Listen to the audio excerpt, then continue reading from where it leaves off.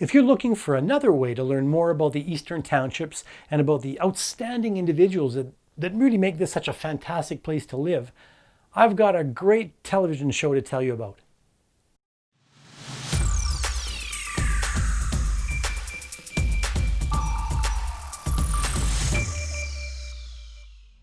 Hello again, my name is Ed Humphrey and welcome to a new episode of About Townshippers.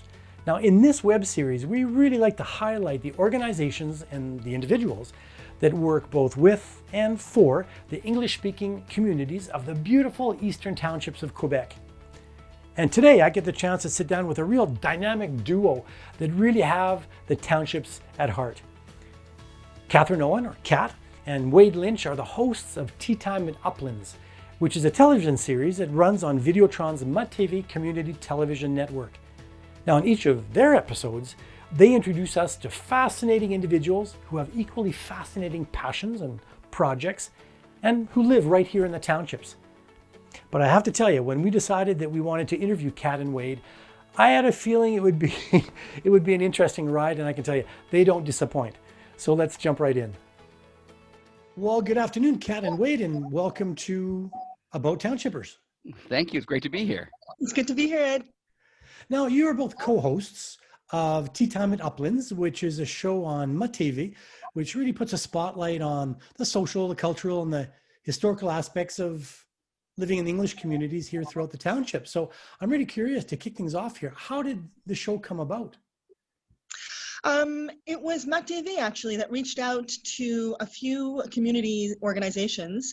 They wanted to augment their English content on the channel, and they approached Nancy Robert, the director of Uplands Cultural and Heritage Center, and asked if she was interested in developing a project.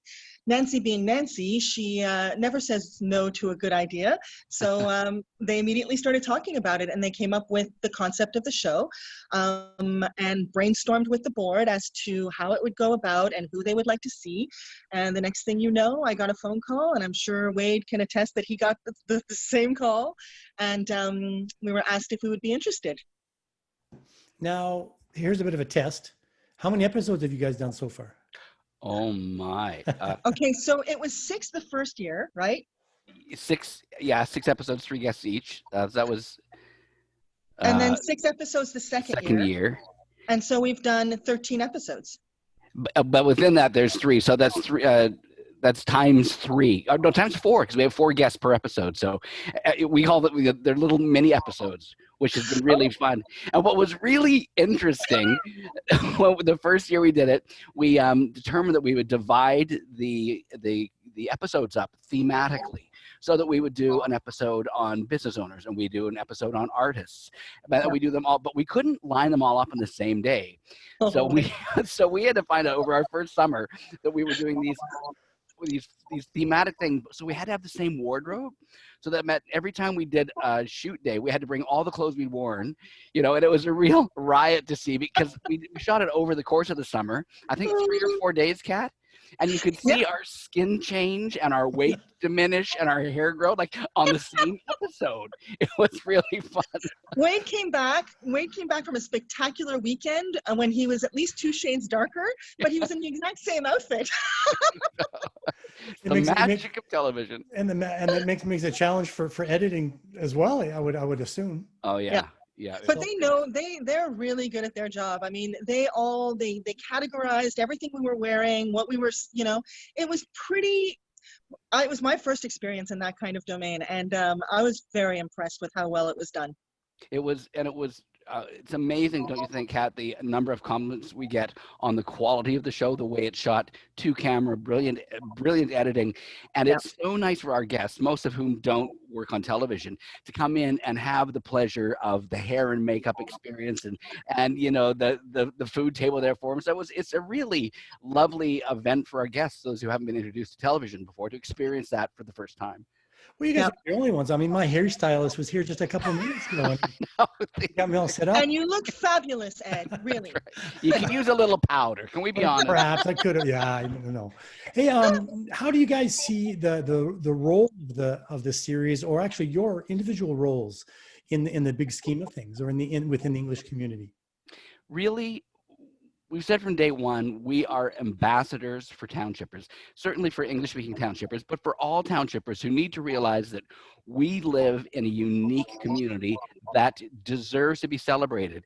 And not often enough in our daily life do we hold up the mirror to ourselves and goes, you guys, we're doing great things in our own backyard, and we need to share them with others. So really, it was looking for those opportunities for townshippers to see themselves and to realize the value of what they do.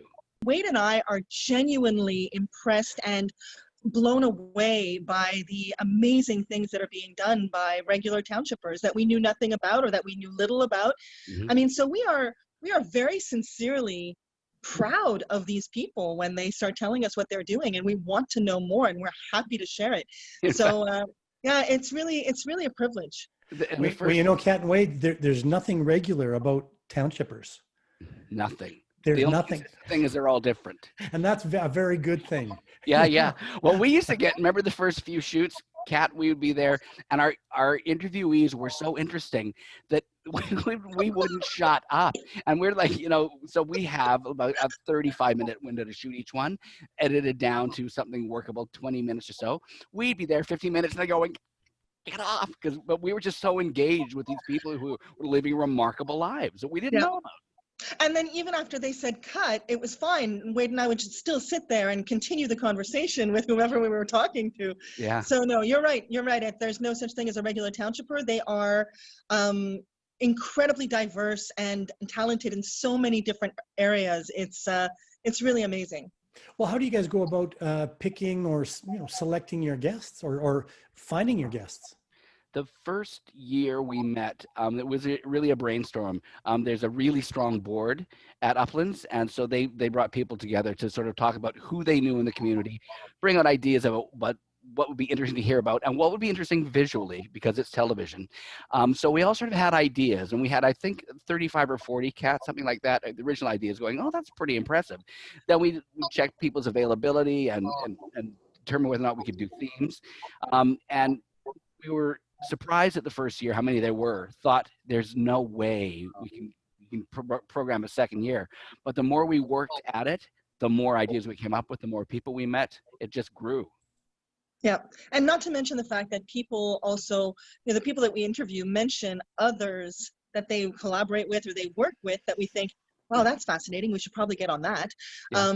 And people coming up to us in the grocery store saying, hey, do you know so-and-so? They're really interesting.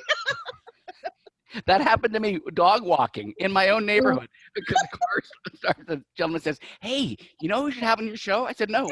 He said, me. Then he told me why. And that was Kevin from the cemetery. Well, he got it. That's great. Got it. Yeah. Now speaking about the episodes, of course, there's a lot of episodes where you guys are in there at the table at Uplands having tea, of course. And there's also, as you guys just mentioned, there's also episodes where you're out in the garden at Uplands, or you're at the marsh, or you're at the cemetery. Now, have these been just to mix things up, or is it a reflection of the pandemic, or is it a sign of things to come, or? I think the first year we intentionally shot some episodes in the Uplands garden and some episodes inside the gallery and the dining room, and I think that was intentional to be able to really showcase what Uplands has to offer. The second year they opted for indoors just to cut down on the environmental noise. This year, absolutely, it is 100% situational. We were not able to commit to being indoors. We had to keep physically distant. We had a whole third season set up. We had 6 more episodes set up to go, and it had to get canceled. So when Wade and I got the call, Wade, in the middle of the summer, we were saying we could do one special episode outdoors. Well, I think I can say that we were very, very happy about it. Oh, yeah. And one thing we did realize, because there's always a post-mortem at the end of each season, and some really honest discussions about what worked and what didn't. And we came to realize that as much as we like the setup, it's because it's so beautiful and welcoming at tea time, our guests talked about things in their lives, creative projects and situational stuff. We thought, yeah, we need to see where they're going. So we started advocating for doing some B-roll. So if we're going to have someone talk about their botanical project, can we take the day and go on site and shoot some of that, just so we have something to fall back on besides our beautiful talking heads. So that was always the idea that we would enhance what we were doing with more visuals, but the COVID really sent us outdoors, and we're very glad.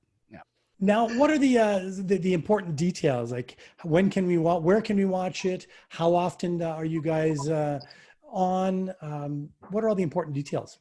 We're on on Videotron at 609 is the location station, and we're on. I think we're on all the time. We're on. I actually checked purposefully. We're on Tuesday. No, yes, Tuesday to Sunday, every day at one time or another. And the entire itinerary can be found on MAtv Sherbrooke website. But yeah, Wade's absolutely right. The amount of times that we get approached and somebody says, I just turned on the TV and there you were. Yes.